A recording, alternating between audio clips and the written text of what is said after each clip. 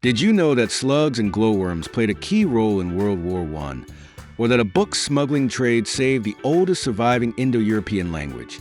These are just a few of the jaw-dropping facts you definitely won't learn in school. And that's why you have US. From the actual science behind toast always landing on its buttered side to all the hideous things you never wanted to know about flatworm mating, we've got you covered. Here are 5 amazing facts you left behind to learn in school. 5. Naughty used to mean something different.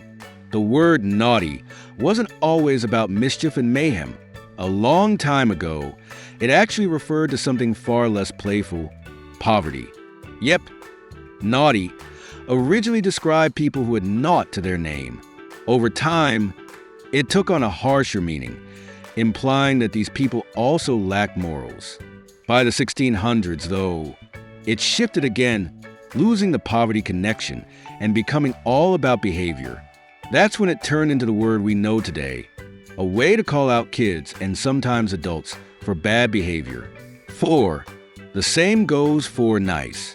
Since it's almost that time of year when everyone's hoping to stay on the nice list, it's funny to think that nice didn't always mean what it does today. Back in the 1300s and 1400s, it was actually an insult. Calling someone nice back then was basically saying they were ignorant. Over time, though, people began to use it to describe luxury and fancy high society types who were overly focused on being polite. Eventually, it softened into the word we use today for anything pleasant. 3. Why toast always ends with the buttered side down. We all know toast always lands butter side down. Why? Maybe it's karma, bad luck, or just the universe keeping us humble. Luckily, physicist Robert Matthews figured out the science behind it. And no, the butter being heavier isn't the culprit. It's actually all about physics. When toast falls from a standard table height, it rotates at a steady speed due to gravity and its center of mass. The issue? It doesn't have enough time to complete a full flip, so the buttered side ends up on the floor. Matthews actually went on to win an Ig Nobel Prize in 1996 for all his troubles. 2. There's a whale skeleton that's still leaking oil. If you visit the New Bedford Whaling Museum in Massachusetts, watch your step. One of their star exhibits, a 66-foot blue whale skeleton named Kobo, king of the blue ocean, is still dripping oil 26 years after its death. The museum even had to install a special funnel system to catch the oil before it hits the floor.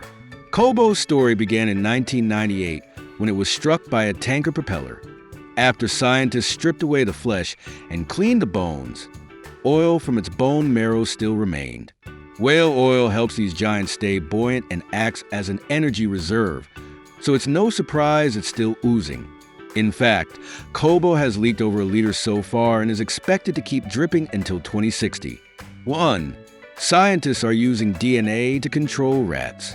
Scientists are using CRISPR, a gene editing tool, to find better ways to manage rat infestations without harming the species as a whole.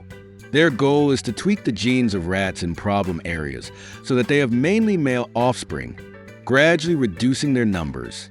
Another approach involves using RNA technology to target the traits that make rats so good at spreading. CRISPR has already been used to treat genetic disorders in mice and human embryos. Now, experts hope it can help control rat populations in a way that's effective and doesn't disrupt ecosystems. And that's a wrap. Follow us for more facts.